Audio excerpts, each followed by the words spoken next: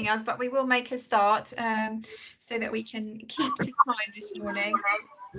My pleasure to welcome you all to today's conference. Can I just remind people, if you could just mute your microphones when you're not speaking, because otherwise we get a lot of background noise and it can be difficult for colleagues to hear. And it is helpful when we're having discussions if you keep your cameras on. It just makes, I think, a bit more of an engaged session. And just to let you know that we are recording this session so that it can be made available to other colleagues. So for anyone who doesn't know me, I'm Elizabeth Funge. I'm the Head of Education Improvement and also covering the Assistant Director interim at the moment.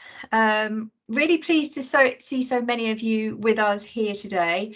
We had really hoped that we were going to be able to meet in person this time. We've been thwarted again, but we remain optimistic that in October we will be able to meet face to face. So we go forward positively. We are very much looking forward to being back in person and seeing you all again.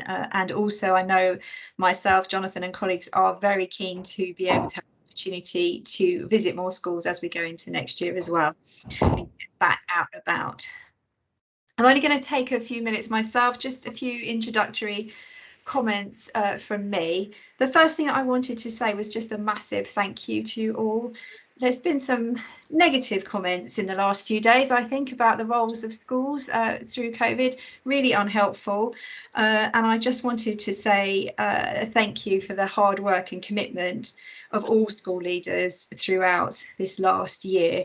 It has been absolutely remarkable. I know how hard you've all worked and how much you've always had that strong focus in the interests of your children and young people, and just want to start the day by saying a big thank you to all of you for that. I also know that it is a little bit tough again for some of you out there at the moment. We've got some rising cases in some parts of the county, which wasn't what anybody wanted to see right at the back end of the year and at the end of this term. Oh my goodness. Well, I think somebody's got a microphone. Yeah, just want to just check on there, check the attendance, because I haven't, I've walked away and left her up there, and then. Can you mute your microphone? Brilliant, thank you.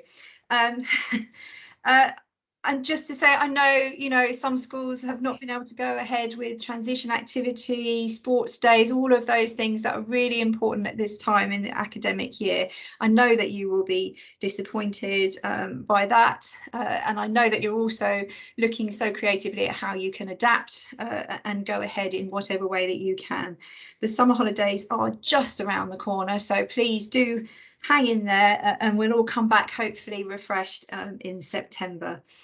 Today's agenda is very much about looking forward positively, thinking creatively, and trying to think about where some of the opportunities are as we go forward. And I'm really pleased that we've got Peter Hyman joining us today for a conversation about reimagining our schools. Jonathan, in a moment, is going to talk to you as well about the positive developments this year with our primary board and our EIPs. I said when I spoke to you previously that we're very keen to work differently with you as primary schools, and we've started to make some of those changes happen this year. I do think that in East Sussex we're really well placed to meet any challenges and to also make the most of the opportunities that will be presented to us next year and in the future. What I want is for the local authority, and also I know Jonathan wants the primary board, to be working with you and alongside you. I think we've made great strides this year and I really am committed to making sure that we push forward with a genuinely school-led system in primary. I firmly believe that all of the knowledge and expertise that we need sits with you in your schools and with your staff, and our job really is to help you unlock that, to share across schools and to foster that collaboration for the benefit of all of our children. We've made some changes for September. You've had some information either already out or coming around term one advisor visits and some changes there. And we'll pick up more of that with you in the autumn so that everybody is clear about the systems and processes and how they can access support, how they can share their resources with other schools across the county. I think that's all that remains for me to say, is just to have a great day. Really looking forward to spending the morning with you, and I'll hand over to Jonathan. Thank you. Thank you, Elizabeth. Yes, for those of you who don't know me, my name is Jonathan Morris. and I am the independent chair of the primary board for East Sussex. And I have to say, just as Elizabeth touched on, I'm beginning now, after 18 months, to get out and visit schools within East Sussex, which is an absolute joy. That's been great. I went to my first school I went to see. It was a bit embarrassing, really, how excited I and the head were that he was welcoming a visitor and I was a visitor. So, but I'm hoping to do a lot more of that in the next academic year. Recently, just at the end, so as we came towards the end of this academic year, we did a self-review on the primary board of our terms of reference. And looking at what it is we were supposed to be doing, what it was we've been established to do. And I think it would be fair to say that where COVID allowed, we've made some really promising progress in terms of our strategy, our systems, and in order to best position ourselves to have a real impact on the system leadership that we're all determined to enact on behalf of the children in East Sussex. I'm pleased just to give an update that the East Sussex Teaching Schools Network, the expertise within that work that I know so many people have valued and benefited from, that's being retained. You'll see the new language of collaborative partnership schools, which means that, as I say, we just don't lose the good stuff that's gone on up to this point. We're moving in from 6 EIPs into 4 EIPs, and I think everybody's aware of that, but thanks to those who have made that transition so easy. And actually, I think we all believe that this is definitely a more slick way of going forwards to encourage partnership working across all of our schools. We have decided as a board that we're not, East Sussex, we're not going to hold the primary board are not going to hold a central pot of money anymore. All the funding that we have for school improvement is going straight out to those 4 EIPs under the auspices of their chairs. And I hope that that's seen as a sort of commitment to what Elizabeth just touched on, which was actually that, you know, the best work we know is done by schools for schools. As we go through, we're going to be developing even more closer links with our secondary counterparts, the secondary board, particularly, I think, regarding a shared transition process, which we got so close to this year. But actually, all we need to do next year is get a little bit on the front foot with that, and we will do so in September and October to make sure that transition can be as good as it possibly can be across the county. And also the secondary board and the primary board have got a sort of a sub-focus, if you like, on improving oracy within our schools, which is something I know Peter has done a lot of work on. We want to connect more closely with the early years hubs. So that's going to be happening next year as we go forward. And likewise with the special schools, we want to make sure that actually their very important work is completely integrated to what it is we're trying to do. The 4 priorities set for the primary board next year, we have yet to establish KPIs. I'm meeting with Bill on that in the next week or so. But the 4 areas, just so you're aware, we've put around the titles language and communication, brackets literacy and oracy, the perennial disadvantaged learner outcomes, of course, which includes SEND again within that category, subject leadership and supporting those leaders to make sure that the curriculum is as brilliantly developed and implemented as we would like it to be. And then the 4th one is under the heading of attendance and behaviour, and the subplot to that really is about emotional well-being, because obviously, you know, the theory being if children are not well looked after and not actually feeling in a good emotional place, then they're not going to attend school, or they're going to do so and then present with behaviours that we don't really want. So there are the 4 priorities. KPIs will be coming out in September on those. So I think it's been, from my point of view, I mean, it's been the most extraordinary time to take over as the chair of the board, because, as I say, I've just been doing it all through this medium. You know, I think actually, given that, I think we've made a pretty good fist of it, really. But I'm just really hopeful that in September we can get back to some what I would call more grown-up working, of seeing each other, the whites of each other's eyes, and the children benefiting from all the things we're doing is going to be really great and refreshing for us to do. So, thank you for those of you who have welcomed me into school, and thank you for all those who have welcomed me online as well, because it really has been a delight to take up this post and you know, do what we can in terms of making things better for the children of East Sussex, collaboratively and collectively. It's now my pleasure to hand and introduce Peter Hyman. Peter, for those of you who don't know, and I'm sure that most of you do, but anyway, he was 9 years a strategist and speechwriter for Tony Blair. So I'm really looking forward to this speech, Peter, because it was going to be amazing, I'm sure. I'm sorry, no, I didn't mean to do that to you. But thank you for that. But then decided on a complete sort of career change, really, and became a TA in a very challenging school. Which then led to his desire and realising a dream to train and qualify as a teacher. I think history was your specialist subject. Yeah. And then that led into being the head teacher and co-founder or founder of School 21, which those of you who don't know School 21, I would definitely go and have a look at the website and the trust with which is the umbrella over that, for which Peter is now the CEO of Big Education, which describes itself as an incubator of great ideas. And I love that phrase, because actually that's what we all are about, isn't it? There's not an awful, I mean, I think, you know, yes, we need to think creatively all the time to make things better, but actually often it's about making those adjustments to great ideas that are already out there.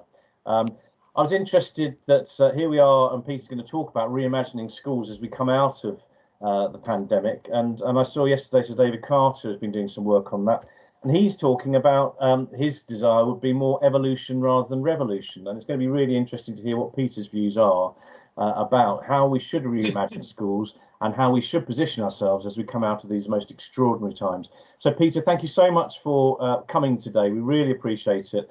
The floor is yours, and we're open. We've got open minds and open ears to all your ideas. Thank you very much indeed.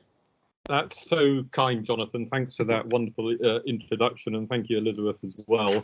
It's really great to be here. I would have loved to have been face-to-face in a room with you all, and hopefully we can do that soon, because there's no substitute for that, and probably, like a lot of you, I'm getting slightly frustrated at 15 months on to still not be having that sort of human contact. So what I would urge you, because I know when I'm involved in these things, I get the most out of this.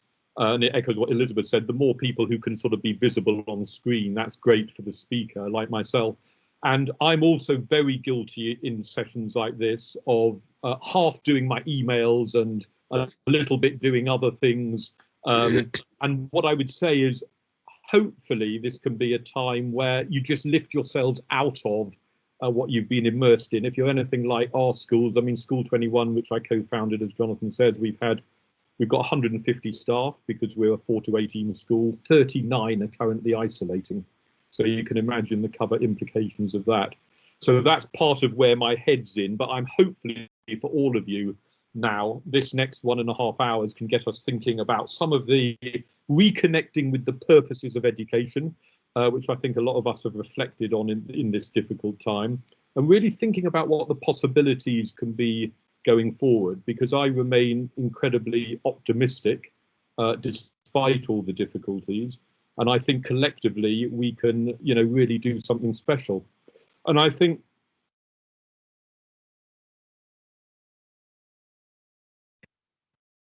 It does look like Peter's disappeared. Peter, are you still there? I think the rooms might have started early. I think I've made a bit of a No one else has gone to a room. Has anyone gone? No, I think we're all still here in the main. Oh no, they have started early. Julie. We've got less numbers. Yeah. Okay. I'll see if I can sort it out. Oh gosh. Can you end the rooms, Julie? Yeah, I'm trying to work out how to do it. Sorry. Does anybody know how to do that? No, sorry. Can you ask Laura Jane for me? Yeah, I'll do that. I'll ask her to ring you. Or just tell me how to close the rooms. Close room. Here we go. Sorry, everybody. they're coming back now. Okay. Numbers are going up. If you could just apologise for me. Of course.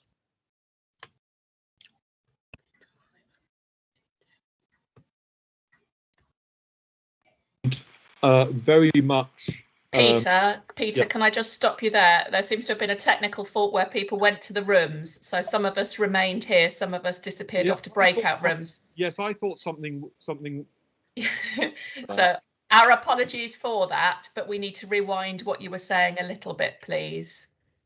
Can anyone remember the last line that Peter was saying? I was holding it in my head. So we were thinking about the breakout rooms. Did anybody? There was something very surreal happened, and I didn't know whether it was me not being used to Teams because my screen went blank, and I think about 40 of you disappeared into the ether. The last thing you said, Peter, was "I think." So I'm sure you can pick it up from there. No, no, I think that's very, Jonathan. That's actually not very helpful. Really? I'm sorry about that. No, it literally was at the very beginning of what you said. You'd introduced your background, your school, etc. But you were just talking about. So I should start from kicking off, really, Peter. Probably. Yeah. Well, everyone's back. Yeah. This is take two, as they say. Of which for those who stayed in the main room, apologies because this will duplicate. But I suppose I started by saying it would be lovely to see everyone face to face. I also said that if we can treat this hour and a bit as a space to, not just be multitasking, but to get our heads into that space of thinking about what the possibilities are going forward. And very much in that spirit, I was just saying that the 39 out of 150 of our teachers at School 21 are currently isolating. So I'm well aware of all the current problems that have now been going on for 15 months. And I think that sort of reinforces the need. And we did over the year a website, some of you will have seen, learningfromlockdown.com, where we've got blogs from all around the country and different people, leaders and educationalists and classroom practitioners. And one of the best bits of advice on one of the blogs there was, how do we, even though we're swamped by the day-to-day stuff, how do we carve out at least an hour or an hour and a half each week where we can capture that learning and start to think more expansively? And if we don't ring fence that time, I think it's very difficult to do it. So this is part of that ring fence time. And the other thing I was saying is just, I think there's a time of us really wanting to show leadership, because there's been such a vacuum in what's been going on. Can someone again just tell me if that is visible? Can someone say out loud? Yes, we can see. Yeah, it's fine. So in terms of who we are, so I'm someone, as Jonathan says, who sort of left politics, became a teaching assistant, worked my way up to be a head teacher. We're now running a big education, several schools, and we're a social enterprise, and I'll talk a bit more about that, doing leadership programs. And we're part of this movement, Rethinking Assessment, which I'll also come on to, which is taking the opportunity of the last 2 years to think, how do we have a better exam and assessment system? And I think that's really powerful. I've also had the privilege of working, we've just appointed 2 co-head teachers of a new primary that opens this September, which is going to be called School 360. And there's something very special about sort of bringing these ideas together from scratch. And I'll talk a little bit about that as well. Some of you know Voice 21 as well, our Oracy charity, and Jonathan mentioned the importance of Oracy for all of you going forward. And I'm totally passionate about that, and can, talk far more about that as we go on. So that's a little bit of background. And I think what we need, and what I'm going to suggest in what I say today, is we need 3 mindset shifts. And I think a lot of this does start from a mindset. And it's about thinking, it's really thinking about what we believe and how to encapsulate what we're doing. Now, the first one for me seems to me, and it's sort of easier said than done, is we're so, the accountability regime and SATs and all the rest of it forces us into a place where often test scores seem to matter more than what we believe are the purposes of education. And I think shifting that mindset, and I'll talk more about this idea of beautiful work in a minute, I think is really important. I think there's been some really fresh insights during lockdown about how we develop staff and build that culture within a school. And we talk about a developmental organisation. And again, I want to say some stuff about that. And I think that's a move from, if you like, the top-down monitoring that has been the culture of the past, and that, you know, quite micromanaging of our staff, to something far more empowering and developmental, which I think we're all, I imagine, on the journey towards. And the third is, if you like, what's dominated the last 20 years, it's always called a school improvement agenda. And it's quite a deficit model, it seems to me, which is a sort of, we're trying to lift up schools in the following ways, and that's to get a better Ofsted grade. And that's quite a reductionist way of looking at it. And it seems to me, and given the statistics are 85% of schools in the country are good or outstanding, many of the other schools are getting there quite rapidly. What is the way we talk about school innovation going forward, and not just school improvement? Because that's what, in my view, the sector needs. So those are three mindset shifts that I think are going to be really important going forward. Let me just... So I think this is about, and another great sort of theme of this, I think, is about storytelling, and is about the stories we tell as leaders. And I wrote a piece in The Observer a few weeks ago saying I couldn't stand this idea of the lost generation because of COVID, because it was self-fulfilling, because it sort of did children down, because it was, you know, the idea that they're now lost, you know, a 5-year-old or a 7-year-old is now lost for the rest of their life on the grounds that they've had this very difficult year. Now, of course, a lot of our children have had a really difficult year, but I just don't believe that idea that now they can't catch up or bounce back. And I think the deficit model is not the way to look at it, because a lot of children, despite those difficulties, have learned a huge amount this year in a whole number of ways. So that's just one of the stories that I think we get wrong, and that we've got to think about what's the story we're telling, both nationally on a big picture, but also within our schools. How, when we talk about recovery curriculum, recovery it implies you've been knocked out, you know, and I know some of these jargons we get into. I'm going to use the word recover a little bit later. But again, what are the unintended consequences of the language we use shouldn't be underestimated. So again, there's a lot of stuff about the stories we tell and how it connects with what we believe the purpose of education to be. And that is also going to be a big theme of this. We talk at Big Education about a shift from paradigm A to paradigm B. And one of our designers did a very nice animation that you can see on our website about what A is like and what B is like. Very crudely, it's saying we want to move from the sort of focus just on exams and tests to a more expansive, or that's why we call ourselves a Big Education. And the question is how we do that and how we go on that journey despite all the pressures. So if we look a bit more at the mindset shift, and a lot of you will know the work by Ron Berger, The Ethic of Excellence, and that is about how we craft beautiful work. And very much the mantra at School 21, the school I co-founded, was the idea that the currency of the school should become the work that children are producing. And is it beautiful work? Is it work that transcends the classroom and the exercise book? And we had this beautiful inset once where every member of staff brought in a beautiful piece of work that either they'd made or someone else had made for them. They described what the qualities were of that beautiful piece of work. It could be a piece of artwork, it could be a poem, it could be anything really. And it was really understanding that idea of that crafting of beautiful work. And so from the age of 4, we've had this idea of craftsmanship, the idea of multiple drafts until you reach beautiful work. And if you think of what that can look like as a 4-year-old, if a 4-year-old producing the left-hand side here, you might think is sort of reasonably good for a 4-year-old, but you would have no idea they could produce the right-hand side if you weren't in the mindset of crafting. And age 4 and upwards, they are learning how to give feedback to their peers along with the teachers to develop what they are doing. This is another example. Left is the first draft, and that's the second or third on the right. That may have been a slight off day on the first draft on the left-hand side, but certainly the improvement was dramatic. And then if you see first draft, second draft, third draft, they were doing a big project on Tudor kings and queens. The fruits of this were then displayed at Hampton Court Palace, which was very exciting for them. So they had the benefit stage 4 of having multiple drafts, creating 4 and 5, creating a beautiful piece of work, and having what we call an authentic audience.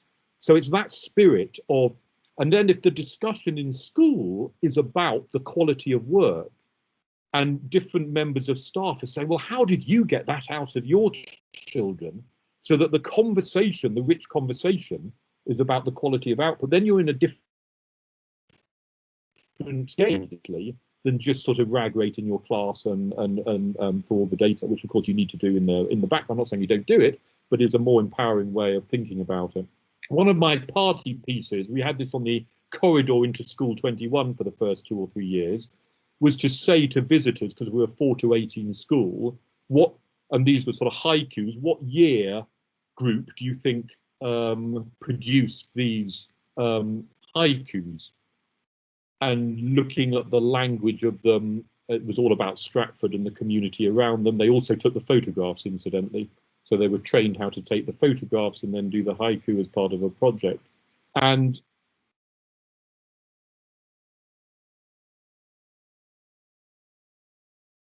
so most people said year 6 or year 7 or whatever, and the answer is year 2. And again, this is about crafting work. It's about how we work with them on vocabulary. It's about how we build that up over time.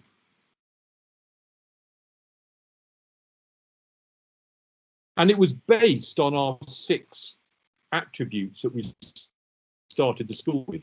Eloquence and oracy and voice 21, that spark of creativity, the craftsmanship in the middle, grit, expertise, professionalism probably speak for themselves. And when you're producing that work, this is our virtual exhibition that we did because of lockdown every term.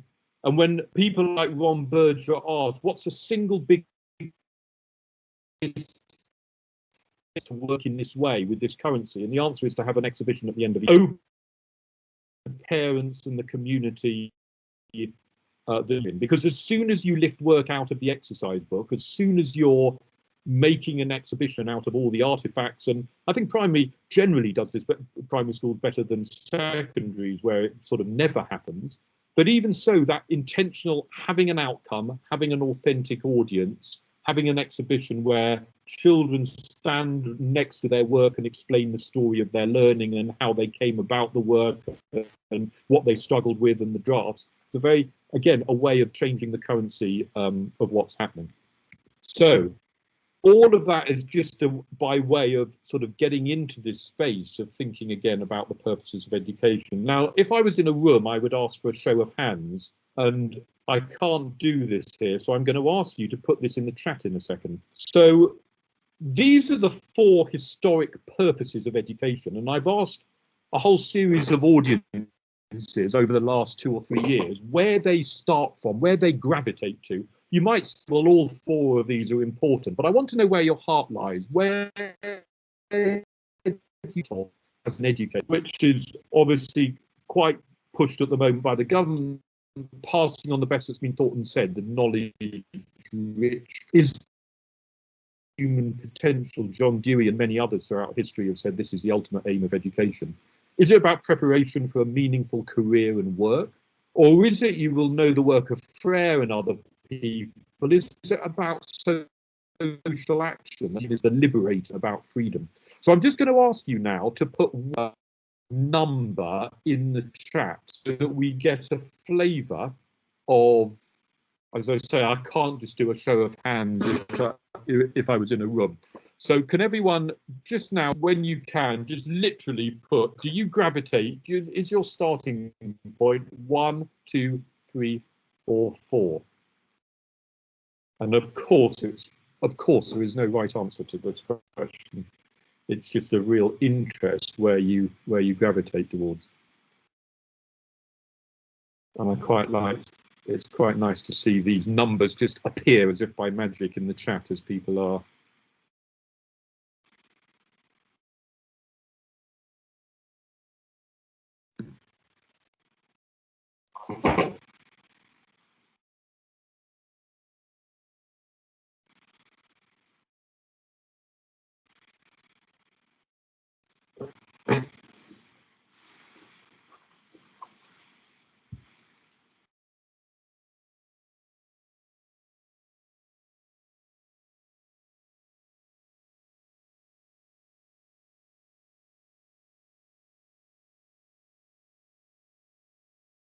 Okay, now this is fascinating, and it echoes what I'm finding in every meeting I ask this question, that people gravitate to 2 predominantly and 4 quite a lot as well. Very few. I don't think I've seen 1 yet on 1 and 3. What's fascinating, and this resonates in a particular way with secondary colleagues, but I'm sure it does with you as primary colleagues, which is it's so pushed, this dominance of subject domains and the knowledge-rich curriculum, particularly in secondary, but I think that's happening in primary as well, which is number 1. And yet almost every educator you meet starts in their heart from 2 and 4. So in a sense, why are we allowing, my question is, why are we allowing that agenda to dominate?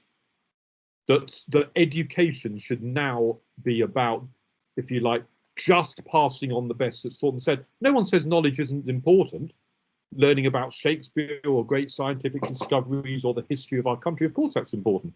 But why does that dominate over the development of skills and dispositions and developing the whole child? And if we think we're being pushed in that area, what are we doing to counter that if that's not why we've come into education or what we believe as leaders? So when I ask this question, hopefully sort of discuss it like that, hopefully it provokes some thoughts about you about sort of, is this, you know, what matters to me and what are we doing in our school? And what is the balance between subject expertise and that wider holistic look at the whole child? So hopefully that has stimulated some thinking on that. And to emphasize the point, this is from the OECD. I can show you a equivalent diagram from the World Economic Forum, the United Nations, the European Union. It is not controversial, other than with Nick Gibb, our schools minister, and I literally mean that. It is not controversial anywhere in the world to say that education is a balance of knowledge, skills, and what I would call dispositions, they call attitudes and values. And why they've left it blank, and I think this is an interesting diagram, is because what they say is that is context specific, the context of the nation and the context of the region or the area that you're in should determine the sort of attitudes and values that really matter to you. But what is seen across the world as being vitally important is knowledge. Nick Gibb would be camped out in that top disciplinary knowledge box. I often say, again, partly to provoke, he's offering because he says the only thing that matters is disciplinary. So getting interdisciplinary knowledge, which is I'll come back to, is increasingly important, and practical knowledge as well as the skills. So what we've done at School 21 and at Big Education is, you may know, we talk about head, heart and hand, and that is our way of talking about a holistic education. And for us, it is about not just disciplinary knowledge, but interdisciplinary knowledge. So how do subjects combine in projects that are really rewarding? And of course, in the real world, this is where the great innovation is happening. If you think about AI being the intersection of cognitive science and neuroscience and computer science, it's where the subjects rub up against each other that you get this different learning and different ways of getting a breakthrough. And that's vital in schools. So is applying the knowledge, not just learning the knowledge. We invest a huge amount of time on what we call the heart, on coaching, on social interaction, on developing the thinking about the identity of every child, on building up their self-confidence, on how they collaborate with others, on diverse perspectives so that they can hear different points of view and wrestle with them, on what is ethical and what are the big ethical questions of the world. And then on the hand, about the creative arts, it's also about, and this terrible divide between academic and vocational, again, in the real world, is just breaking down. You know, you think about what we've been through in the last 15 months, we know that the response to COVID had to be, if you like, intellectual and logical. In other words, what do the scientists and medics say? But is deeply social and psychological. Why is it that someone who knows they've got COVID, and whatever those statistics were at the beginning, 50% of our population, that's because in terms of behavioural psychology, there was something making them want to do that, despite the logic of knowing what the science would say. So you've got to combine the head, heart and hand to solve real world problems. We can't just have our young people on an academic track that doesn't combine these in really interesting ways. And we've done a lot on solving real world problems. For example, some of our students have set up a homeless charity and a Kickstarter campaign, doing a really high level film that is trying to change minds in Newham about homelessness in the area. We've set up an environmental social enterprise that's auditing local businesses on their environmental impact. And this is done by students in curriculum time to get them used to making a difference to the world in ways that are developing their skills and dispositions as well as knowledge. So I can talk more about that. The golden thread for all of this is oracy. Oracy, and Jonathan's talked about that, is about how you have higher level discussions and deeper thinking in the classroom under the head. It's of course how we relate to others, make friends, collaborate, and it's also how we get things done. And we know that as leaders, we're using oracy in a whole set of different ways to persuade people, cajole people, collaborate through the day. And that different context of oracy is the richness of oracy. Sometimes people think it's just about the performance side of oracy, making a speech. 90% of oracy is those things I've just talked about. How we relate to others in order to get things done or to think about things deeply. And that's why it's so powerful. It is a massive engine of social mobility as well. And then there are those other skills of critical thinking, metacognition, social, emotional, creativity skills woven through the curriculum so that it feels holistic. So we're incredibly humble about this. This is work in progress. Each year we look at these different sections and say, what have we done well? What isn't working? What do we need to change? How far do we need to go in this area? And some of over the last few years have worked better than others. But we're striving towards a genuine balance of head, heart and hand in everything we do. This is our new School 360 primary. So they've taken the head, heart and hand framework and they're beginning to think about different elements that will make the primary, which will start with reception classes and build up. They're passionate about learning through play and how that can be extended beyond reception right up the school. They're passionate about creating work of beauty.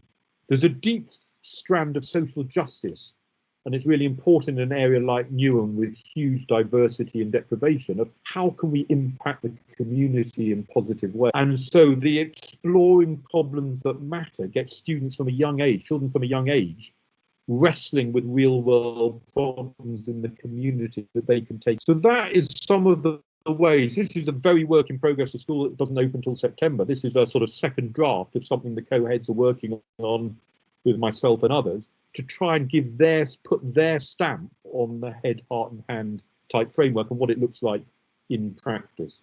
So Julie, I'm going to ask you, please. We're going to have now a real breakout room. And so we're going to go off for 10 minutes, please, to have a discussion about, hopefully that stimulated some thoughts about the balance of your curriculum, about the purpose of education for you.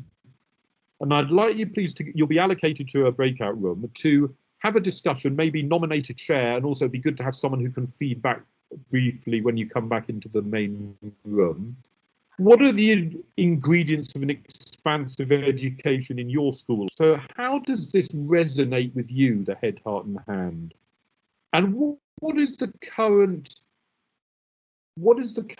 Which of those elements do you think you do well? Which would you like to do more of? How is that working at the moment? And I suppose in the context of COVID and how you might want to start off the new year in September, how might you think about that in the context of sort of building back stronger, as the saying goes, which I'll talk more about later as you come back in September. So those are the two questions. And if I can ask Julie now to allocate people, I will see you in 10 minutes. And I hope you have a really good discussion. Okay.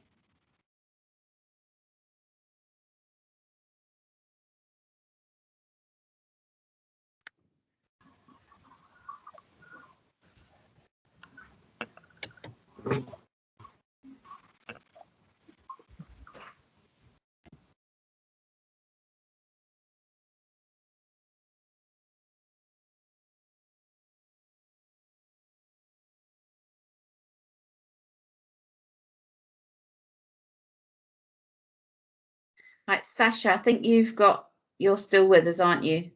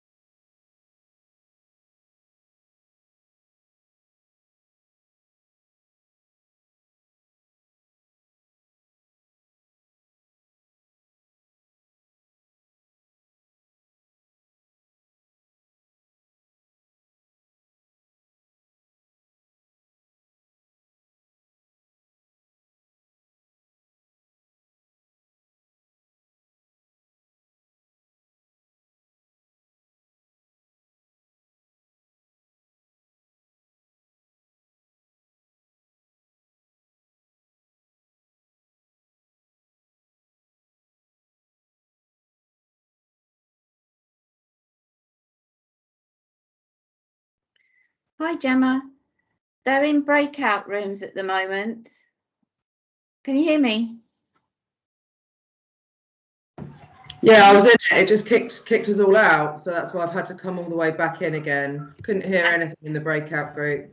I've no idea then. I'll just wait for them all to come back. Yeah, now. wait for them to come back. It's only got 4 minutes anyway. Yeah, I don't know what happened. It didn't connect with any noise, and then just suddenly gone. So It's only you that's come back. it must only be me then. Yeah. Well, we've only got till I think about 10:54. Okay. Did it show a timer in the breakout room as to how long you'd got? Didn't see a timer. I couldn't see anyone else in the group, so I could see who was in my group. You know, the list on the right. Yeah. I could see, and somebody had put something in chat that they were just listening. I couldn't hear a word for a couple of minutes. Didn't hear anything. Just about to type, I can't hear you, and the whole thing went dead. So I then had to come all the way back in and come via this. So, but there was definitely, I couldn't see a timer.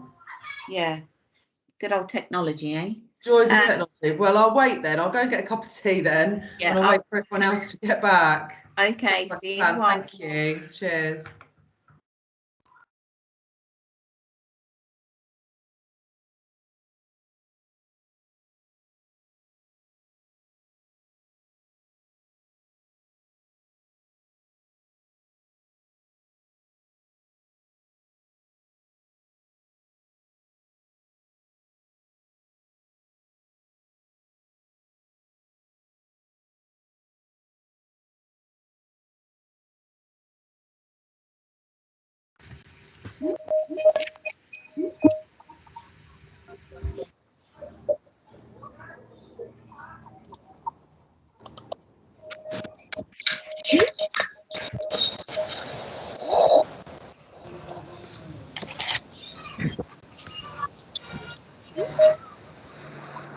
Sorry.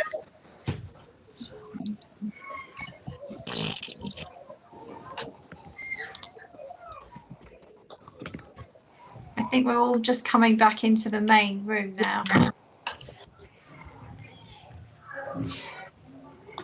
I think based on numbers, we've possibly got one breakout room not back. Julie, are you able to check, please? Yeah, I'll look. No, they're all closed. Everyone should be back. They're all closed. Okay, great. Thank you. Good. Welcome back, everyone. Now I'm going to ask Claire or Julie to help me with this because I can't see everyone on screen. And actually, it might be better.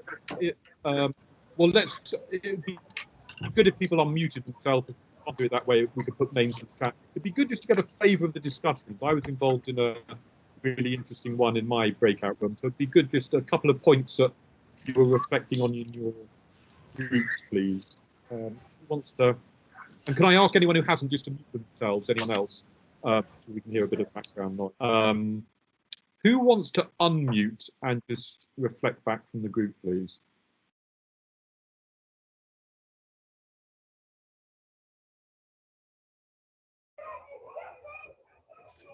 I can do that if to feedback from my group. If need somebody to start. That is great. Who's that? Is that you, That's Alison? Alison. I had a Thank group you. of some head teachers who were describing the different ways and the different programs that they use to have an underpinning and a thread of the school values, core values within their schools. And I think the thing they had in common, which they discussed at length, is the sort of shared language. No matter what programs they use, they had a shared language within their schools, which was very important to get a whole school approach. And also what came across very strongly was the building with the community, local area links, giving purpose to the head, heart and hand. They liked that approach. I think they felt that following the COVID times, that the hand part is the way they're going to focus going forward, becoming outward facing again. And it's important to have behind that tremendous creativity and links to the community. I think that was the thread of our conversation within our group. Brilliant. Thank you, Alison. Thanks for keeping up. Really, really interesting reflections. Another group, please. Peter, I'm happy to feedback from our group. Who's that? It's Tom. It'll be up as Mr. T. Redmond, I think is my delightful name. But yes, Mr. T. Redmond will call you. Thank you. Yes, thank you, Peter. Right. Peter, we were discussing around that sort of idea of the that expansive education, and obviously sort of that mixed in with it. We didn't sort of separate the questions out, and that sort of mixed in with the head, heart, and hand.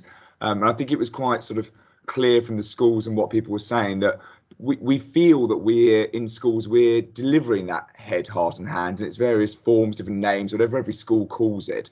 But it's having the opportunity to look at how other schools do it, how School 21 do it, perhaps. And actually, what does that really mean? Because if we continue to look at ourselves, we believe that we're delivering that because we've had all these years now of our curriculum revision and broadening our curriculum and focusing on knowledge. And actually, what does that look like in some of the other schools and ensuring that what we think we're delivering, we sort of really are delivering. It was an interesting discussion from a couple of heads around the idea of audience. And giving that real purpose to the learning, and actually, does that make your education expansive? Otherwise, children just believe that education and learning is just something we do in school. And actually, what is the purpose as we go outwards, and how that relates to real life, and how we're actually doing it for somebody and for an audience. And just at the end, unfortunately, the room's cut off. There was a discussion around specialists, which obviously in primary schools has something that's come in more and more over the years.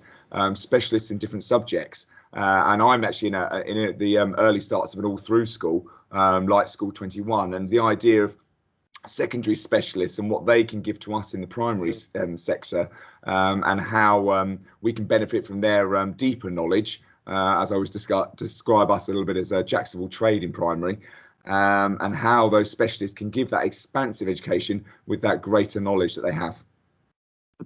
Thank you. That's all fascinating, and it seems to me that the central conundrum, and you've sort of hinted at it, which we all have in primary, is the sort of fit it all in the timetable. Because I know very few primaries that don't in the morning, once you've gone through a series of whether it's phonics plus reading plus maths, you might do some oracy. You've got more or less to lunch time on every day on the basic.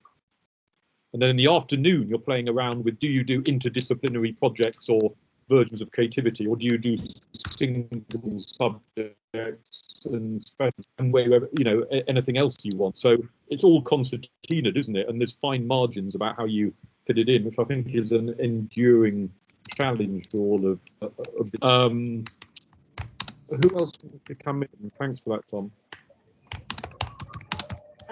I'll come in for our group. So we were talking about the head, hand, heart part element. So children really having a sense of that real belonging and a sense of togetherness, and as well as, including our whole community. So we were talking about, we've got quite used to, even with giving out that hand gel in the morning, and it's like, that making children feel really welcome as they come in. And it's that providing children with a real sort of enriched experiences to impact really positively on the behaviour, because we found that it was the social and emotional side of this has really impacted on your children. So it was this element that we've had to really teach how to do that again. So by providing children with enriched experiences, this hopefully will promote that ethos and culture of the school and bring everyone back together again. And that's what we talked about.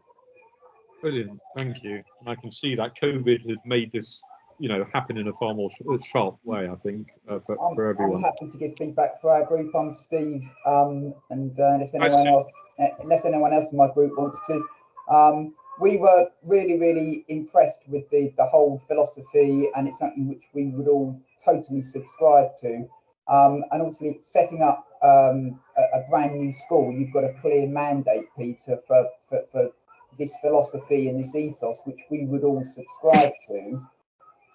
We would find it quite tricky to kind of reinvent ourselves, if that makes sense, away from what we've traditionally done without a real steer from the local authority, from Ofsted, from central government, to be able to go that way. And it would be, I think it would be a brave head who kind of relaunched and revolutionised their teaching and learning away from what we know kind of works, and that's just a sad reality. I'd love to do all of that, and I'd love to start it in September, but without a mandate from East Sussex or Ofsted or central government, or hopefully all three, I think we would find it quite tricky not to just kind of tinker at the edges. I hope that doesn't come across as negative, because it's kind of a way of saying that we wholeheartedly agree with it, but we're not sure how to do it, if that makes sense. Yeah, and I think part of what we'll come on to are what are the steps. So I would challenge some of what you've said, Steve, in the sense that, you know, much as I'm very critical of Ofsted, and probably a lot of you are, it is moving gradually in the right direction on the curriculum. So it is wanting a more expansive curriculum, and it says it's looking now for the breadth rather than just the testing. So, I mean, we obviously need to see in practice whether that's going to... So I think there is evidence that there are moves in that direction now. And I think there are stepping stones. I don't think it's about you have to buy into every single element. For every school, we're on a journey, aren't we? And we can do some things more and some things less. Good, thank you for that. Are there any other final comments from any of the other groups? And can I ask someone's unmuted who's got the noise in the background? Oh, brilliant. Anyone else from what I'm conscious one or two groups may not have reported back yet, but not everyone. It's not compulsory. Anyone else? I don't mind saying something about our group. It was quite short, so I felt awkwardly that I dominated the conversation slightly. But I am a person who has changed and is in the process of totally changing our whole curriculum.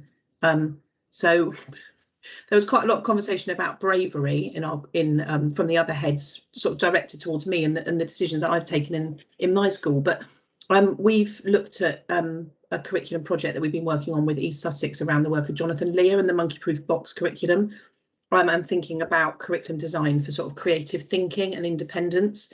And a lot of what we're doing is about authentic audience, which brings up what you talked about and sort of echoes what you were saying, and also about looking at quality of work for children, but also the thread running through our school in terms of the skills that our children develop from the day they start to the day they finish, and making sure that we are looking at curriculum within the context of our local rural farming environment, but also in the wider world. And it has been quite a bold year as a school, because we have literally rewritten our entire curriculum map for a 2-year cycle. And we are looking really carefully at what outcomes we want for our children. And we are very conscious that we need to make sure that we balance core curriculum teaching with foundation subject teaching, but actually our planning is very much around using very rich text with children and actually tackling core curriculum through what we're doing with our teaching. And we are very much at the early stages of it, and I can't report back any really detailed sort of data or findings, but what I can say is that our children are really enthusiastic about the learning that they're doing, and the staff are, well, it's probably a bit of a bold claim, but I would say they are buzzing in the sense that we've just given ourselves a bit of freedom, and we know what's right for the children here, and we are determinedly and doggedly working on it. So that's what we talk about. No, that sounds well, to have done it during COVID with everything else going on, I think is yeah, I think that does qualify as bravery. So that no, that's very powerful, very powerful. Any final comments from any of the groups? Okay, I will just share again.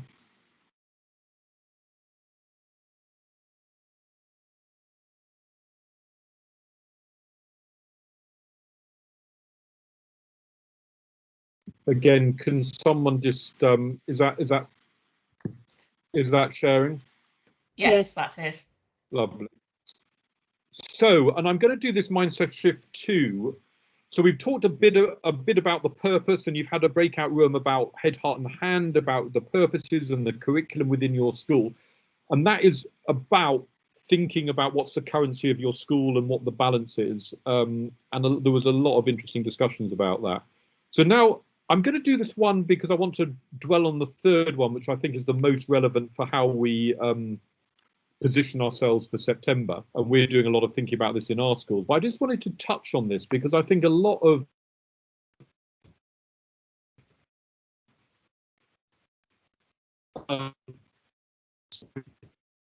how we have been prompted by COVID and by other things. So I think there's a move away from that sort of micromanagement and feeling that it's the head teacher and the SLT who have to do all the monitoring and all the lesson observations, all the rest of it. And from the start of School 21, we had very flat hierarchical structures. We wanted the default position to be that teachers peer assessed, if you like, monitored, collaborated for quality, and that the SLT was the backstop for that. And I think the fact that when lots of things have been online, it's been harder to observe this year, and teachers in a sense have had more freedom. I think some of those benefits have come through, particularly in schools that have really empowered teachers to do that. So I think there's stuff to, and there's a book that the word developmental organisation comes from, which is the examples in the book are from high-tech sectors and others, so they're not directly education. So you'll look at some of them and think, how on earth am I, if you read this book, you'd think, well, how can I translate all of that into a school? And obviously lots of it you can't. But it's just a very thoughtful book about producing a feedback culture. And some of the things we started doing at our schools was the whole time modelling from head teacher to everyone else how we want to constantly develop each other. So at the end of an SLT meeting that I would chair, I didn't do this every meeting, but I did this quite a lot of them, I would say to one of the members of staff, well, give me feedback on how I chaired the meeting. And then you'd get sort of live feedback of, I thought you did that well, but you dwelt too long on that or whatever. Now that's quite a bold thing to do in front of your colleagues. It makes you vulnerable. But as leaders, showing that vulnerability then made everyone want to do the same. The thing that I think, we do assemblies in a very different way. They're interactive, they use oracy, they're not just children lined up in rows with someone like me boring them at the front. They're very hands-on, they're like giant lessons in a way. And at the end of it, we use a protocol, keep, lose and introduce.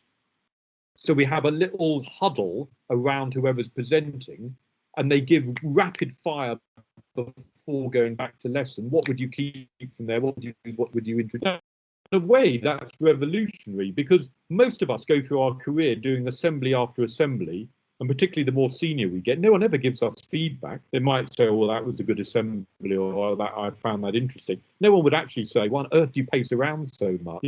Just stay in one spot, because that's obviously feedback I got a lot because I'm a big pacer. So, these are the sort of things I think build into a very particular culture within the organisation. Staff well-being, which we can come back to, and we've got a series of toolkits and courses. One of our schools, Surrey Square, has been particularly sophisticated on this, which is how you really, and this obviously during COVID they've learned a huge amount more, how you work with staff on staff well-being, which is really important. The climate of innovation I'm going to talk about in a second, and then obviously there's a growing movement, quite rightly, on equity and diversity. And we, I think, have done a lot of thoughtful work, which hasn't been sort of surface or knee-jerk, but has really delved into how does this, what matters on this for both staff and for students in terms of how we operate as an organisation. Again, happy later to talk more about that. I want to talk, and in a minute, I don't know how many of you this year use Jamboards, but I've become a Google Jamboards, and we're going to have a little go planning getting some ideas on them in a second. We'll have this as an experiment, see if it works. On school innovation, not just school improvement, I think this is a big mindset thing. How do we think like an innovator within the school? How do we look at our practices? This, I'm not going to dwell on this, but some of you will know the Barrett leadership model. And the point of this model, if you look at the left-hand side, and it's taken from business, so some of the language here is about business, but it says what it's us to be intentional as leaders as to what, and this isn't a hierarchy, it's not to say it's better to be in number 7. It's saying this year we've probably been a lot in 1 and 2, crisis manager through COVID and relationship manager. But if you like, the example Ali gave us a minute ago on her curriculum was saying, look, despite being in that crisis management, I'm also moving towards facilitator, influencer, trying to inspire people to change the curriculum. So how do we move up and down this scale? The pivot is 4. Level 1, 2, and 3 are inward looking. And if you 5, 6 outward looks, how do we just, you know, when we come out of the COVID sort of mire and morass, how do we go back to feeling this isn't just about the day-to-day in our school, but it's about, as you're doing, I know, with the partnerships across your region, working with, collaborating with other primary schools that Jonathan was talking about. How does so there's really collective change, and we're working together, and not just being in that sort of day-to-day phase. So I think that's quite a good starting point for how we think about innovation.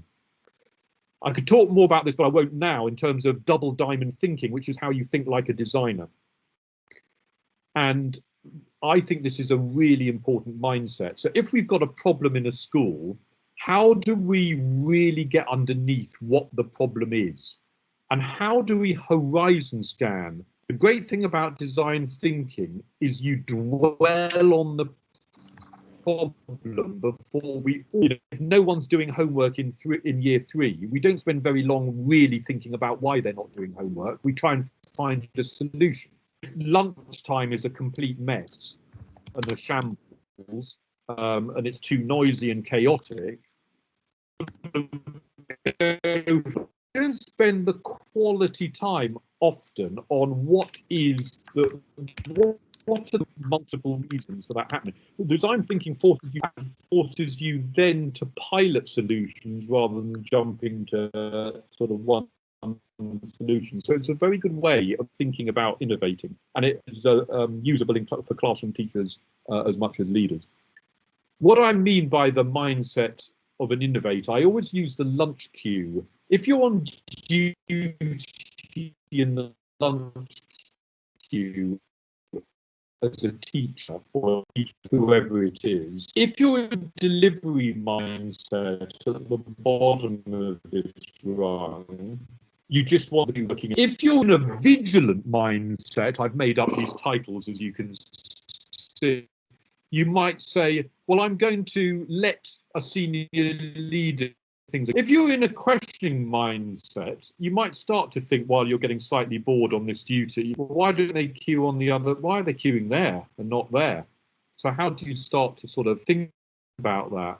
If you're on the problem-solving mindset, you might think, well, my job is to speak to 2 or 3 people who are also in dining hall with me and try and sort this out. A more real innovation mindset, systems change mindset, you think, well, why are we doing lunchtime like this at all? Why are we cramming everyone through in 45 minutes when we don't need to? So I only use this as an example because when you is not people not doing their duty properly and always thinking, well, I've got to change the entire problem, but actually it's a mindset thing of thinking, well, why does something have to be like this and how do we go about changing it, which I think is an interesting way of looking at this. So in learning from lockdown, I've mentioned the website. I think this is really the meat of how we need to think about September and beyond. So there's this very good diagram from an American organization, Transcend Education, that really resonated with me, which is to say we have had 3 phases. We had the initial response to COVID. We're then in recovery phase, and of course there's been various lockdowns, but that's part of what we're doing at the moment. I don't particularly like the term, as I said earlier, but we're in recover phase. The argument of these 2 diagrams is unless we're in the rethink phase alongside the recover, then come, let's say, June next year, we'll be back to the status quo before COVID. And many of us don't think that position was the right position for education or for schools. We want to actually change things. So how do we build in now the rethinking intentionally with staff and capture the learning and act on it systematically going forward? Some of it is about keep, lose and introduce, the example I gave earlier. What will we keep from the insights we've gained during lockdown? What will we lose? What do you want to get rid of from how your school operated before lockdown? So just say, I don't want to go back to that anymore. We've gone beyond that. And what do you want to introduce in September that's going to make a real difference? It's a very simple way of capturing with the SLT and others what you might want to change. And when you look at the blogs on the website and talk to people, I think I'm sure all of you will have had versions in your school of different people. We can do this in different ways. I've got this pet hate now of, I always have, but on home, homework, there's just work. Some work was at home and some work had to be at home because no one was in school. So in adults, we have assignments, so we have to complete. We say, well, that's at home and that's at work, and we've got deadlines. So I no school use the word homework ever again. It's just a sort of meaningless concept. There are lots of SEND children who cope far better online than with, let's say, an autistic child than the sort of sensory overload of the classroom. So how do we now think about what that means? It's not that we're going to keep them at home the whole time. What does that mean when they return to school? So-called disruptive students or children who often play up to their classmates were very different online. Not least you could mute them, but we can't quite do that in the classroom when they're back. But what is the ways we learn from how that worked that we can translate back?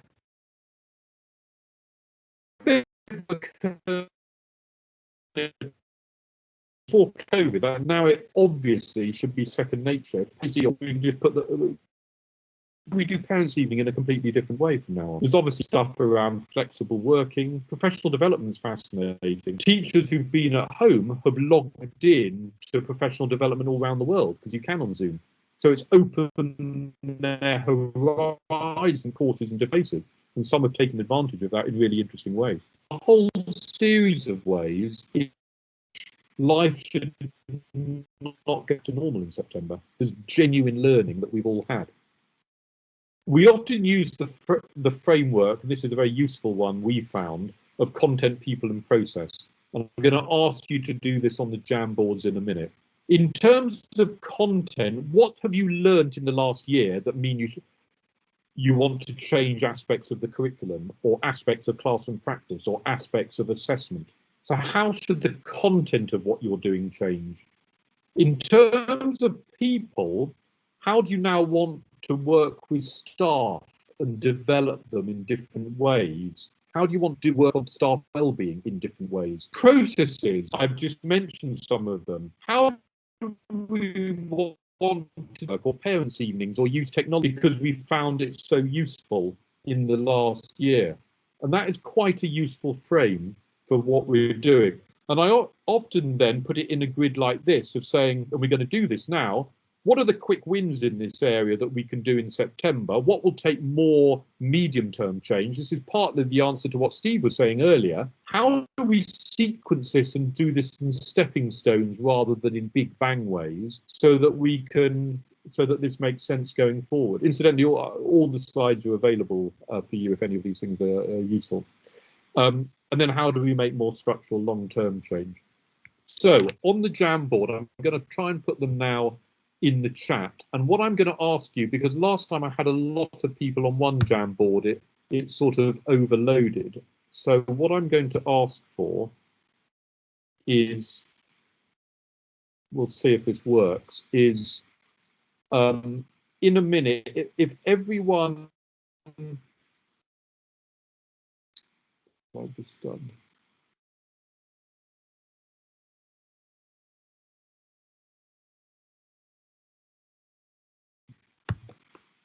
in a minute, but I'm just going to sort of show people it first.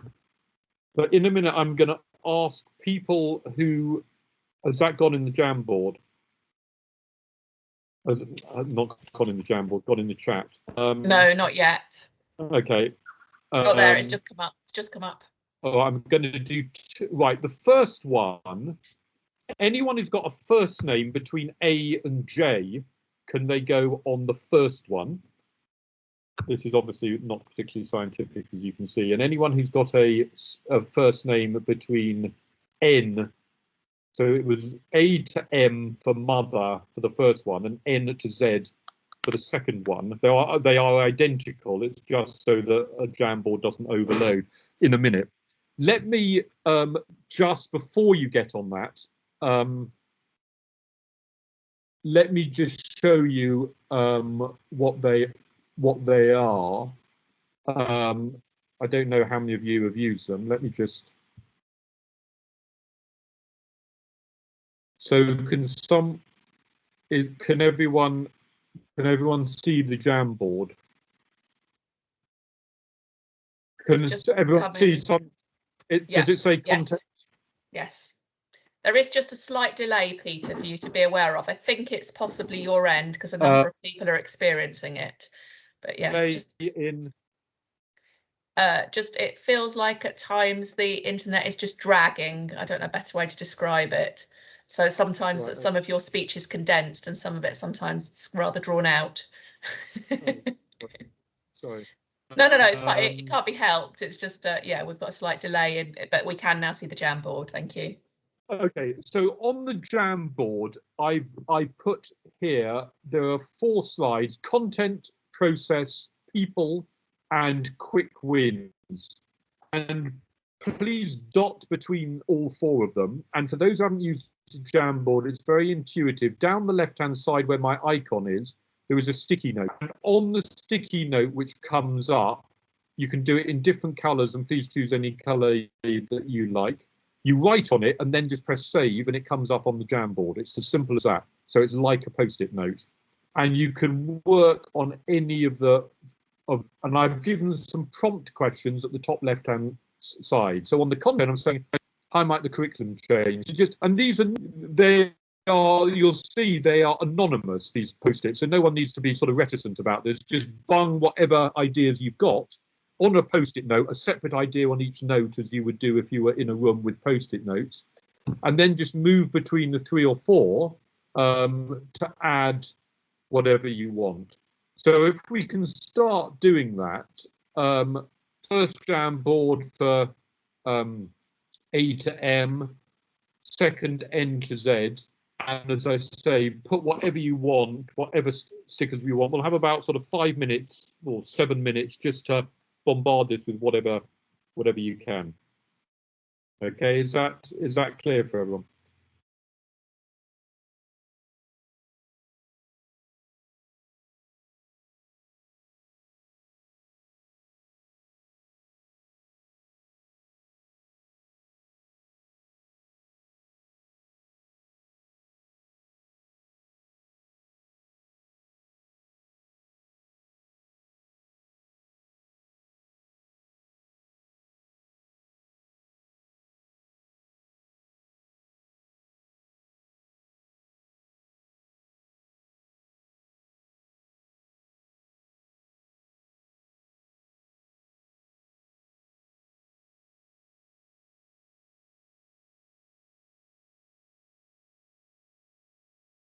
Claire, I'm just conscious of time. When do you remind me when you want me to go to?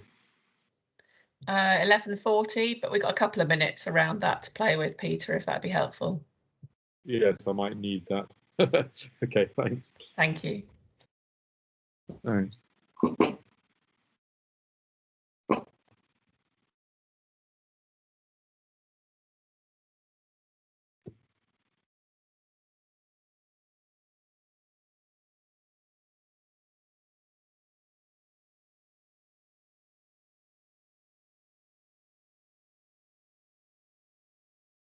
Yeah, thanks. So just dot between them, please. So you don't need to dwell on the first or whatever. Do anything on any of them.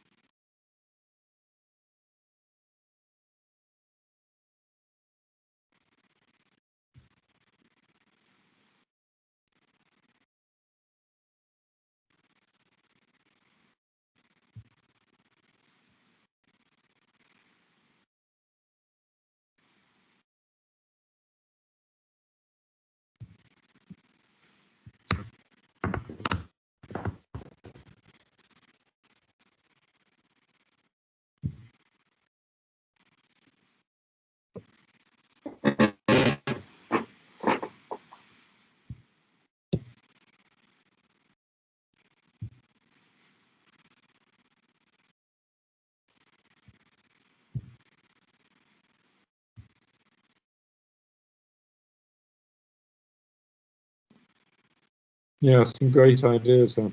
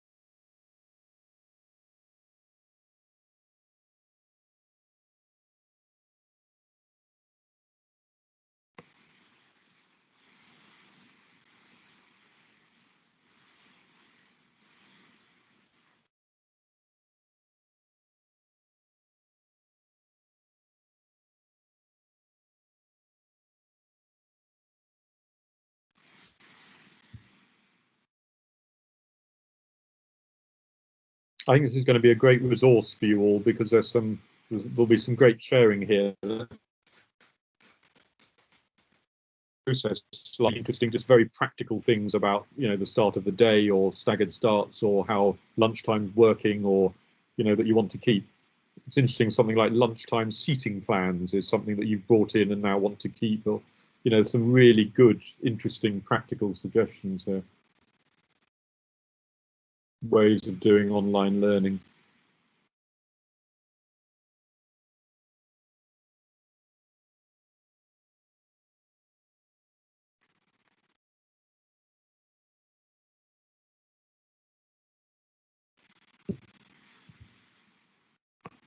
And Claire, I'll ask, if you're okay, I'll ask you to share, because everyone's on one of the Jamboards, not the other. So I'll ask if you can share both Jamboards with everyone, then everyone will have all the ideas from both the different groups, which I think will be useful for people.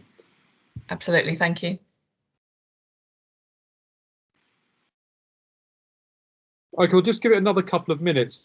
And just, if you haven't sort of progressed along the 4 slides, do have a look. The quick wins is interesting. We haven't got that much there yet, but interesting quick wins in terms of what's the first thing you'll do in September. Which of these changes is the most easily started with?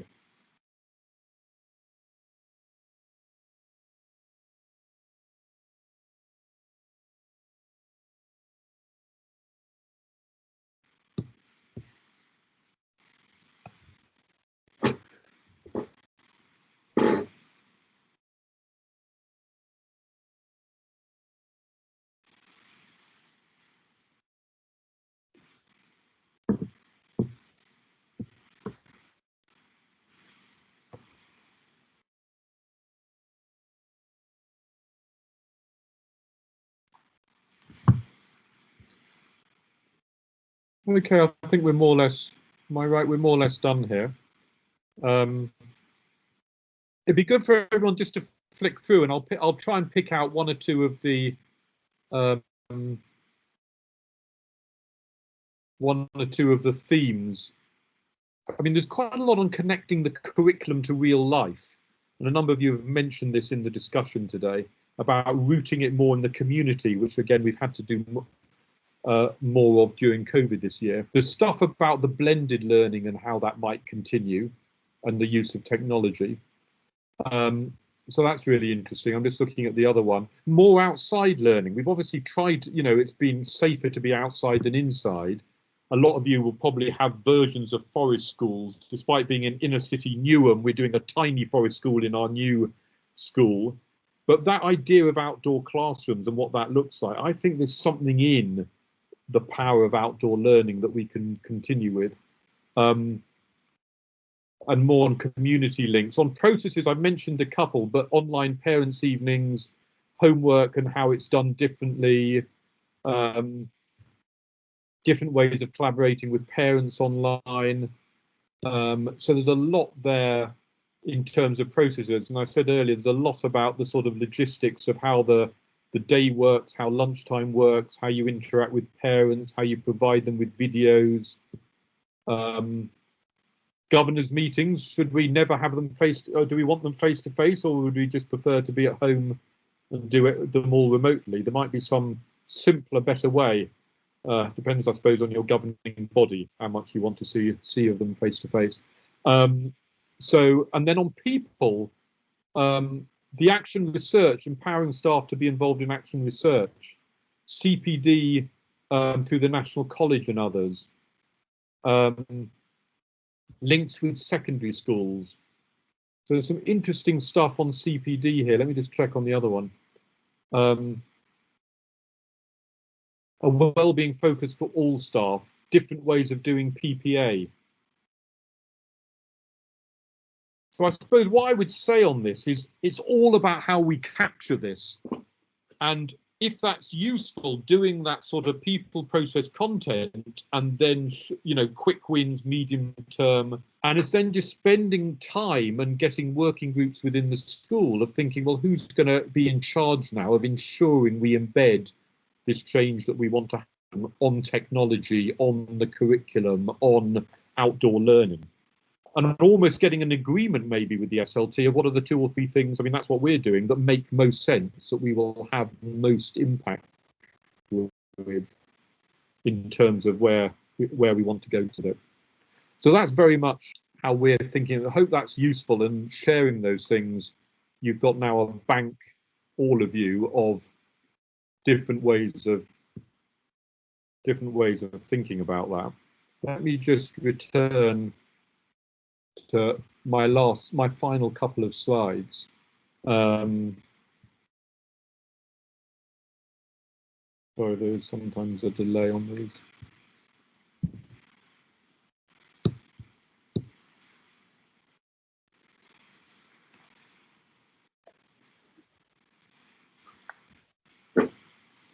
So I think, can everyone see a slide here? Yes. So we've got someone leaping out of a aeroplane in a parachute, and we've also got stepping stones across a river. And I suppose everything I've talked about, it reflects some of the comments earlier, is sometimes to make these changes and to actually get to a more expansive place. First of all, a lot of you say you're well on the way. This is what you've been embedding in primary. So for you, this is a stepping stone. For some of you, it feels more like a bit of a leap from where you are at the moment. But hopefully the tools that I've shown today, things like the keep, lose, introduce, things like people process content, things like an obvious one, short, medium and long term, are ways in making this feel like stepping stones. So although the river may be at times quite strong, particularly with COVID, it's actually, we constantly think in our schools of how do we do this in stepping stones so that we can get to that purpose solution that talked about and we discussed, and you mentioned in the breakout room, or you discussed in the breakout rooms, your version of head, heart and hand, your version of a more expansive way of doing things, and how can we use this opportunity of COVID to really make that happen. And I mean, the thing I would end with, just because we're all about continuing the discussion and not doing sort of one-off sessions, is there are three ways immediately to get involved, or 4. I mean, one is, if you want to continue the discussion, to email me, and the email's there. Rethinking Assessment, which I haven't talked a lot about today, is a coalition of state schools, independent schools, universities, employers, parents, who are looking at how we change assessment. Now, some of the focus, because it's such a thorny issue, is how we deal with GCSEs and A-levels, the fact that they're too narrow, the fact that a third of children have to fail GCSEs because it's norm reference, not criterion reference. The fact that, you take 40 exams in 1 month, age 16, which is very stressful.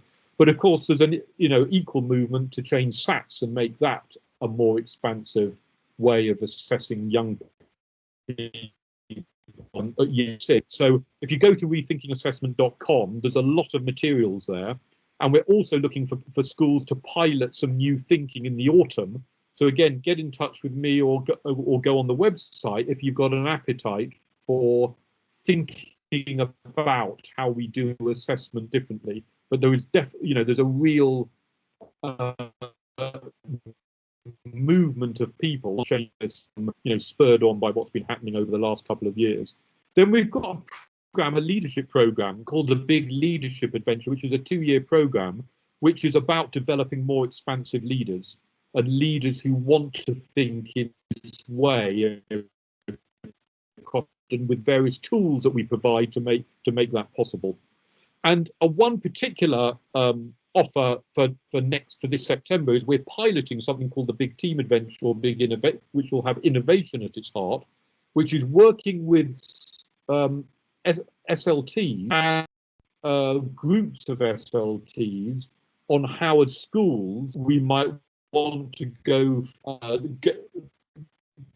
to be more expansive, either to go from a sort of good to great, or to go from wanting to rethink the curriculum or develop some of this thinking. So it might be that some of you on this call want to engage with that. As I say, we're doing the first sort of pilots of that coming up, and really happy to have a conversation on that. So as I say, we're being, we want. I've been excited by the discussion today, and from all that Jonathan and Elizabeth was talking about at the beginning, I think there is huge opportunity to do really exciting things from September and beyond. So hopefully that stimulated some thinking. It's really good to be with you today. Shame it couldn't be in person. I hope to be able to do that at some time in the future. And I hope you have, a very good weekend and a great summer holiday, which I'm sure every single one of you deserves. Back to whoever I'm handing back to, Claire, probably. Lindsay, are you there? It's me. Thank you, Peter. I don't know if you can see I'm here. I'm one of the head teachers in East Sussex. Can you see me? Yes, I can. Hi there. I've worn something nice and bright, hopefully, to help. But I'm here to thank you very much on behalf of all of us for a very inspirational session. And clearly, from the breakout rooms and to the things that have been put up on the Jamboard, I think a lot of us truly believe in your philosophy and approach. And I know that for me, it's made me actually think more deeply about ways in which we could give the holistic education, thinking of that head and heart and hand for the children. So I'm going to go back and have a look at your website again and steal things from it. I know it says copyright everywhere, but I'm going to sort of steal ideas. No, it shouldn't say that. No, we're up for sharing in any way. Brilliant. Thank you very, very much for sharing all this with us. Really appreciate it. And of course, if we were in the room, a big clap right now. So I will do it on behalf of everybody, and everyone else can just sort of do a silent one. Well, it's been great to be part of the discussion. So many thanks for inviting me. Thank you for making it so interactive as well. And I know there was some, the sound was difficult, but actually your PowerPoint really just showed everything that you were saying anyway. So, it all worked very well. So thank you, Peter. Great. Many thanks. And now I think it's Stuart, isn't it, next? Yep, I think it is. Thanks, Lindsay, and thanks, Peter. For those who don't know me, Stuart Ganimore, Director of Children's Services here in the authority, and it's that time of year when we do some very specific thank yous to folk that will be leaving the authority and leaving their schools at the end of term. But just before I do that, I just wanted to extend again a huge thank you to each and every one of you for the work that you have done through this most peculiar year in terms of a complete school year. We did the best part of a complete term last year.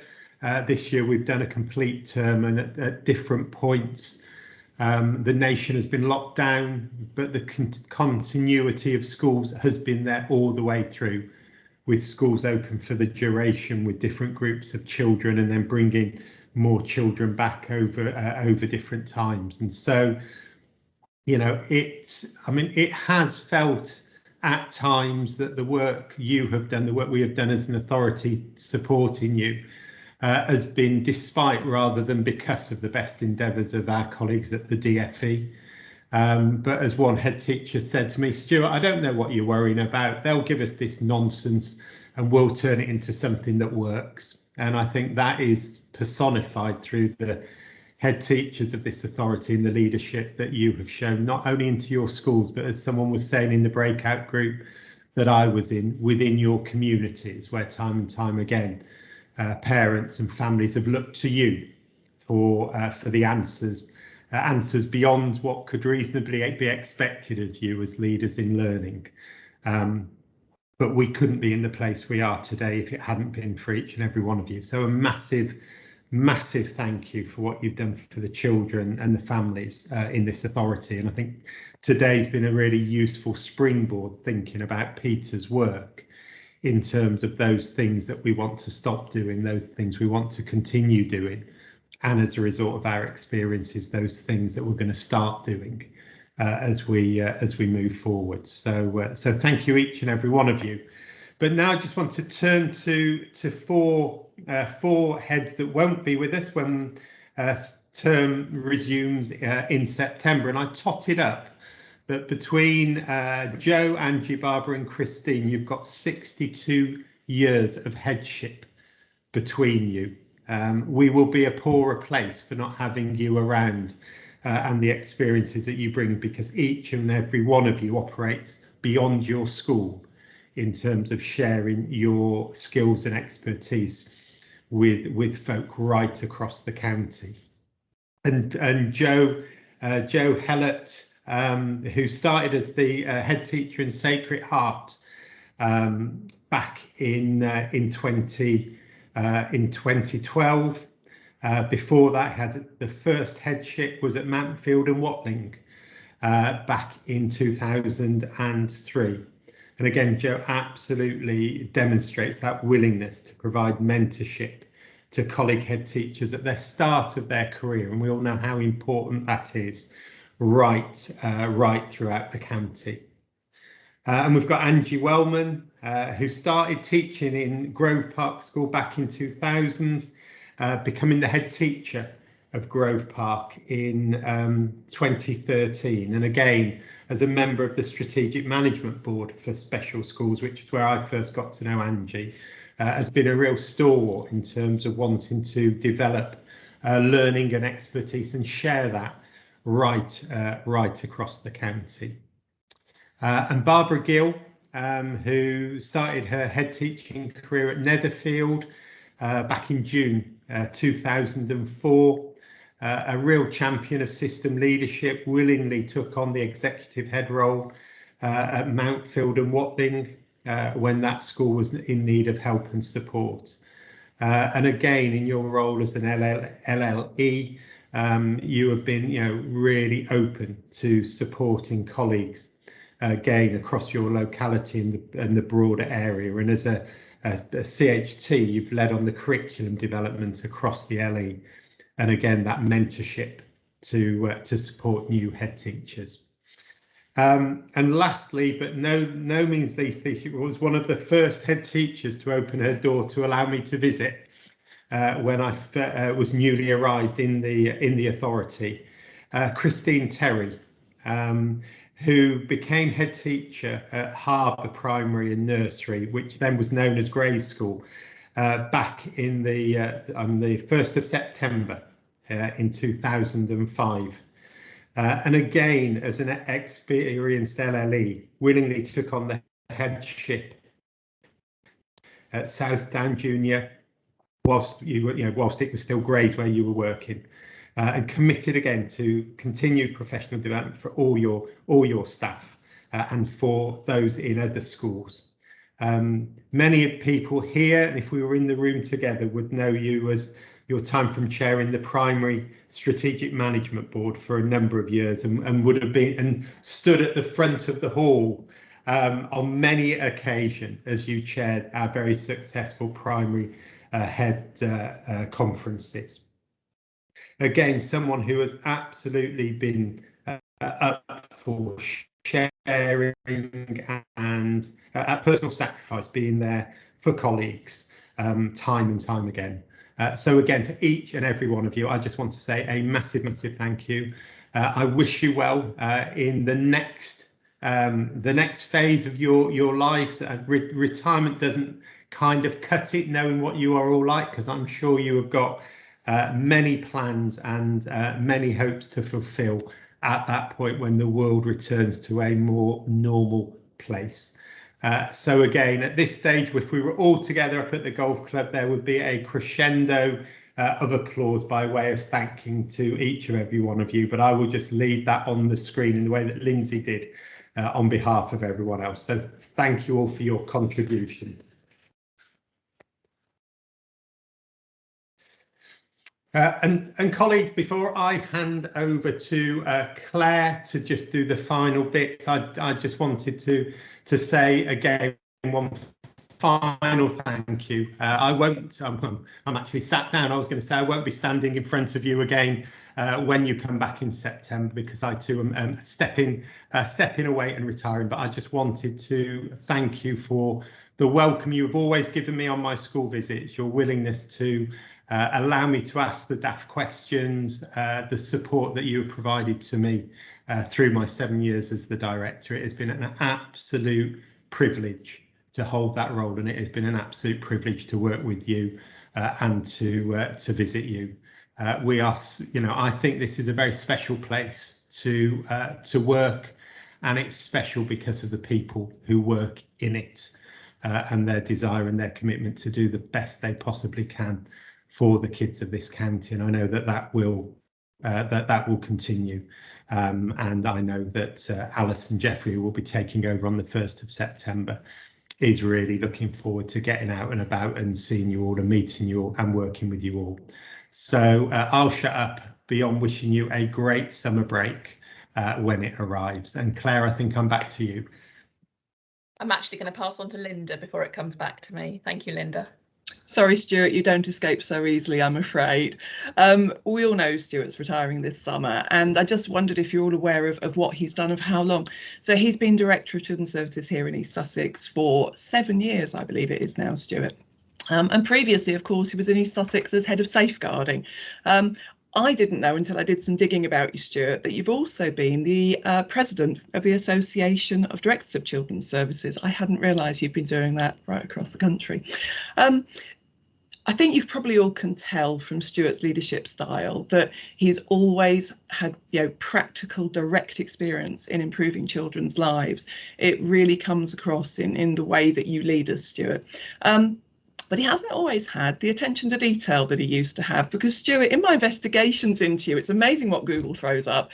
I discovered that when you trained as a social worker, you didn't read the small print of your degree. So his degree was applied social science, and he just didn't know that it led to working on placements as a social worker. But luckily he loved it. But Stuart then realised, much as we all have, you can do so much with direct experience. After that, you can have more impact if you move into leadership. And so that's what he did. And Stuart, by doing that, you've improved the lives of thousands of children in East Sussex and beyond. Your energy, drive and enthusiasm, Stuart, really led Children's Services to be graded as outstanding in July 18. And I know we all felt that success right across the county. It was great. In that inspection, Ofsted commented, and please don't boo Ofsted because they do get some things right. They noted that you'd established a culture where talented social workers stay. Now, that's a huge achievement, because those of us who've been in the local authority a long time remember what it was like when we had a constant churn of social workers. It was so challenging for our children and our families, and so that was a huge achievement. The inspectors also reported on the substantial improvements in children's lives directly as a result of the high standards that you held, Stuart. What came across throughout that report of 2018 was that you hold firm to the belief that these high standards are what our children deserve. And we're right behind you, Stuart. we are not going to let you down in that. We so are with you. There was a 2020 inspection as well, I'm sure you're aware, and that was about multi-agency responses to children's mental health. And it reported on the trailblazing work of the mental health teams that many of us are lucky to be working with, those support teams that are in our schools directly, and also to the priority that's been given about children's emotional well-being and mental health. Stuart, you've driven that forward, and I'm certain that every single one of us here today has ensured this is a key priority in our school. So in the last 7 years, Stuart hasn't only improved services for children, improved their lives, but Stuart, you've been there cheering us on as well. We've seen you frequently at the head teacher meetings or at other boards, but we also know you've kept us in your thoughts as well. You've kept in touch with us in a range of ways, particularly during the pandemic, and we've really appreciated that. You've made the time for us as individuals, Stuart, and whenever we've reached out to you, we know that you understand the pressures that we're under, and you've done everything you possibly could to make sure we had the support that we needed. We can really see that what drives you, Stuart, is wanting the best for every single child.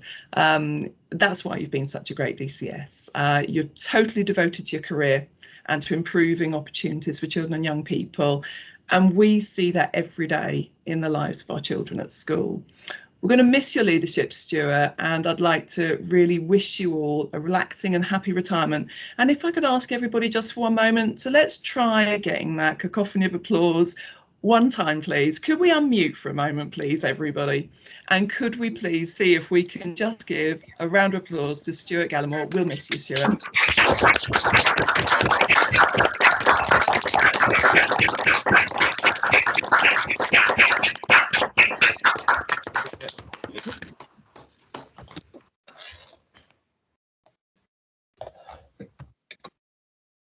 Thank you, Linda. Stuart, do you want to respond to any of that at all? Or are you happy to stand guilty as charged on all of those offences?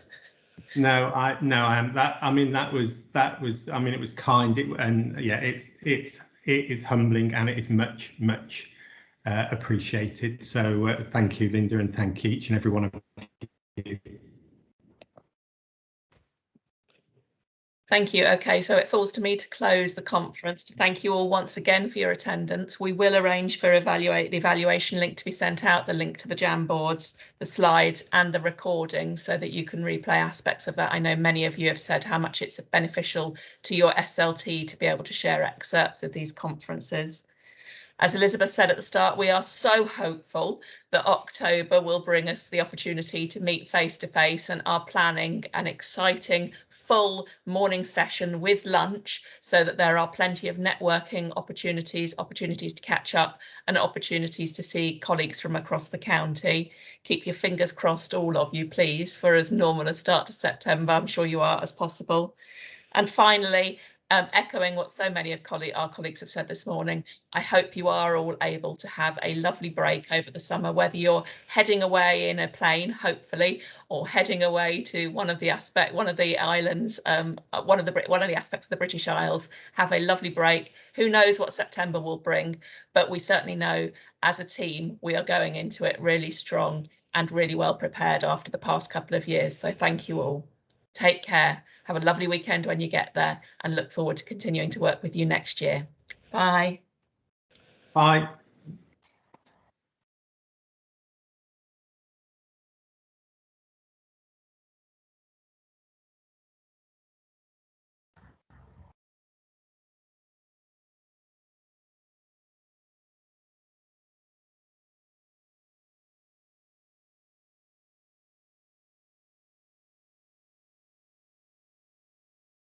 You